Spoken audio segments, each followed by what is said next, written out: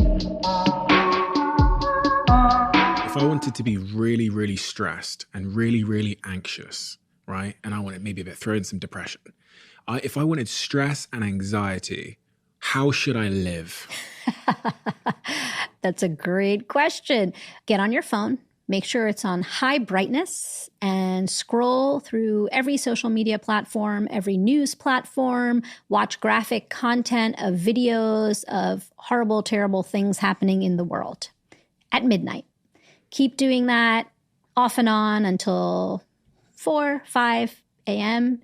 Your cortisol spike usually happens around 6 a.m., give or take for people. That cortisol spike is a natural thing that happens. It's part of your circadian rhythm. It's what prompts you to get up out of bed.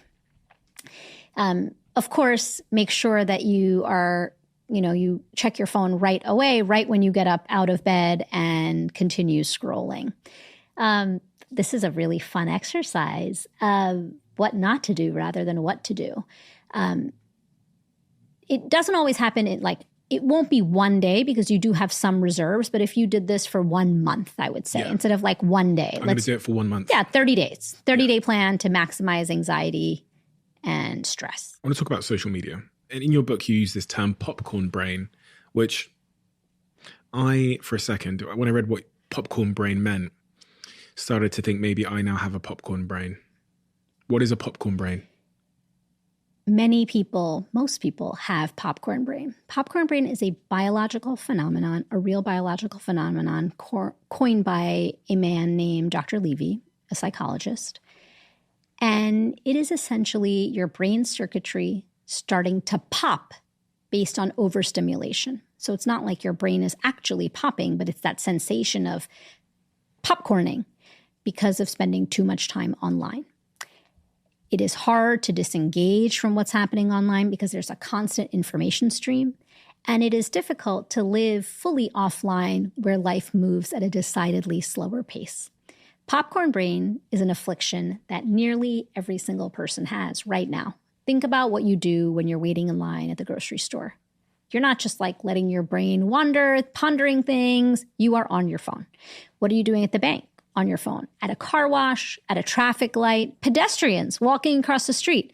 They're not looking up at the light. In fact, it's like one of the hazards, a public health hazard of, pedestrians having near miss accidents because they're looking down on your phone. I see it in Boston all the time. A busy street and people are looking at their phone. Most people listening now will be on a tube somewhere, on a train, on a plane, looking at their phone while they're listening to this, but we rarely give our brains a moment of rest.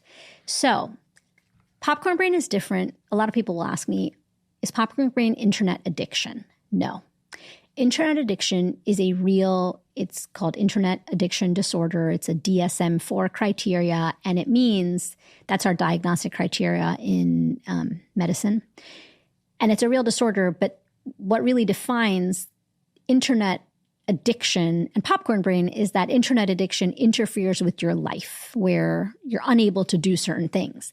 Popcorn brain, on the other hand, is ubiquitous. It's everywhere. It is what defines modern life. Those two are very different things. And when we are feeling a sense of stress, we are especially prone to popcorn brain. Why? Because when we feel stress, we talked about the amygdala, right? Like that part of our brain that is focused on survival and self-preservation. Back evolutionarily, when we were all cave people, there was a night watch person. And that person would sit by the fire, the tribe would sleep, and that person would scan for danger to keep the tribe safe. In modern times, we have all become that night watch person. And we scroll incessantly when we feel a sense of stress because it is our primal urge. It is the way our amygdala feels a sense of safety because we are scanning for danger. We are no longer in a tribe. We're not cave people anymore. So what do? We scroll. That is how we are scanning for danger, especially when we are feeling stressed. In recent times, there has been a lot of bad news. In fact, it feels like the onslaught of bad news, one thing after another, whether it's a climate disaster or a conflict in a certain part of the world or something or the other is always happening now. The information stream, it is rapid and unprecedented. And so we are constantly scrolling and scanning for danger. And it's that primal urge to scroll. So how do we the goal is really not to limit our social media use or media use, because we know studies have shown that it is not about abstinence, because that actually doesn't have an impact, a positive impact on our mental health or our well-being. But what does have an impact on our mental health and well-being is decreasing our reliance to our phones. You know, most of us check our phones 2,600 times a day. That is a statistic. 2,617 times a day is the average number of times a person looks at their phone. Think about that, right? The other thing you want to think about is when you're thinking about like, do I have a reliance on my phone? It's like the goal here is to reconsider your relationship with your phone. It is not about abstinence. We're not trying to become digital monks here. It's about creating digital boundaries. In every relationship in your life, you have boundaries. You have a boundary with your partner, with your children, with your colleagues, because relationships need boundaries, right, to thrive. Why don't we have a boundary when it comes to the relationship we have with our phone? There is no boundary. It is simply porous. We check in the morning, we check at night. What's the first thing you do when you wake up before your second eye is even open? You are scrolling. Studies show that 62% of people check their phones within 15 minutes of waking up, and about 50% check them in the middle of the night. I'm guilty of this. I'm not going to pretend I'm some saint here. I'm that person. I'm on the upper end of that scale. I'm glued to my phone. And you know what? When I'm stressed, I'm even more glued to it. So we talked about popcorn brain, and that's what happens when we spend too much time on our phone. There's also this concept of brain drain. What happens to us and our brain power even when our phone is close by but not in use because of the sheer potential for distraction. So our phones are really powerful. They are not benign devices. One antidote to popcorn brain and to brain drain is a media diet. And there are really 3 ways that you can instill this media diet into your life to help with your primal urge to scroll. The first is time limits, 20 minutes a day, and set a timer if you have to for engaging and consuming bad news. The second is geographical limits during the day. Keep your phone 10 feet away from your workstation if you can, out of arm's reach, and at night off your nightstand. Keeping your phone off your nightstand could be the biggest game changer, because in the morning when you wake up, like most people checking their phone, instead you aren't just scrolling, you're getting up, maybe brushing your teeth, using the bathroom, and then you can engage with technology. But that one small shift could be key. And the third is to set some logistical limits. So creating some sort of boundary in a digital boundary could make all of the difference in your relationship with your phone, thereby improving your stress and mental health.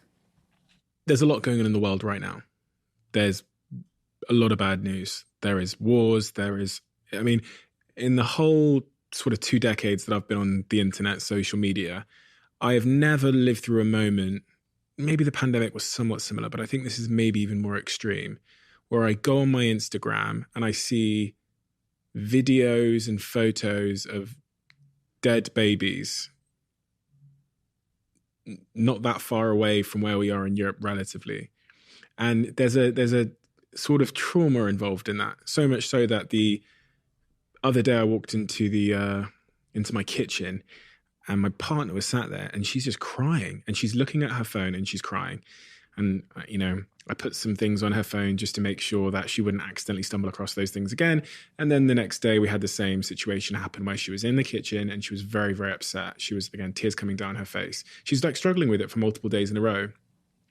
And it just made me think that's an extreme example, but yeah, it's not an extreme example. I had the same thing happen to me. I know all the science, and yet I was also weeping. And I think many people are feeling exactly like your girlfriend.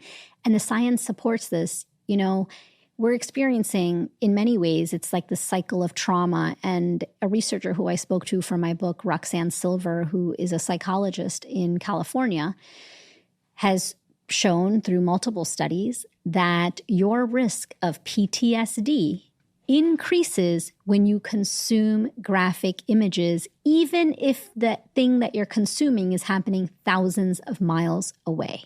Like the war. like any conflict, any climate disaster, anything. If you start consuming graphic images and videos, you increase your risk of PTSD, your own personal risk, even though you have not had any direct trauma, because it's indirect trauma that you're seeing. And so it's a cycle. The more videos you consume or the more graphic content you consume, your amygdala gets fired, your primal urge to scroll starts going haywire, and then you scroll some more, and then you scroll some more because you don't feel safe. You don't, so this is a common occurrence. It is not uncommon. It is your biology working as it should, because it is your biology of stress. And clickbait and doom scrolling are both powered by the same biology that governs the fight or flight response. And there is actual data to show that it increases your risk of PTSD and increases your risk of getting mental health conditions later in life. So years later. When I think about all the things that are going on in the world, I'm conflicted, right? Because you can't ignore those things. But at the same time, those things are giving you PTSD. That's right. Well, the key is, and I work in journalism, I'm a medical correspondent. It's not about censorship. Being an informed citizen is critical at all times, especially now. You have to be an informed citizen, but you have to create some digital boundaries so you're protecting your sanity and protecting your mental health.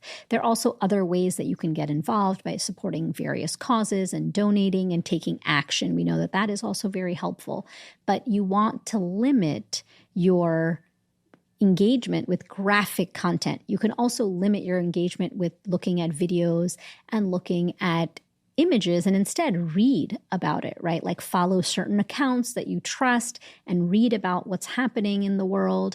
It is not about censorship, because the news and journalism, and I am speaking from the perspective of being a journalist or correspondent, it's vital. It's vital to democracy. It's vital to functioning society. But there has to be a line between being an informed citizen and protecting our mental health and our sanity. And understanding that if you are having difficulty sleeping, if you notice any alarm signs like mood disorders, if you're having an uptick in anxiety, depressive thoughts, thoughts of hurting yourself, hurting others, that you should seek counseling and seek medical attention, because these are not benign thoughts like it's very easy to say, oh, but it's happening far away. I shouldn't be feeling like this.